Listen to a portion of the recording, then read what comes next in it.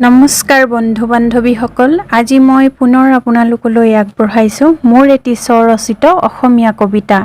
কবিতাটি আবৃত্তি কৰিছে বৰষাৰাণী বৰুৱা। কবিতাৰ কথা বৰষাৰাণী বৰুৱা। আহকচোন কবিতাটিৰ মাজলৈ যাওঁ।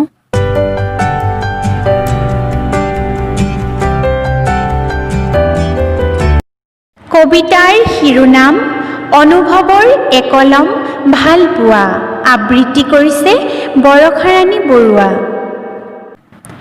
মাথো তোমাৰ বাবেই অনুভৱৰ একলম ভাল পোৱা, মৰমৰ দিশ চেনেহৰ বাণীৰে ভাল পোৱাৰ বুটা বচা ৰঙীন মোৰ এই হৃদয়খনতো এতিয়া মাথো তুমিয়েই বৈ আছা এচপৰা ৰঙা তেজ হৈ। নমস্কাৰ।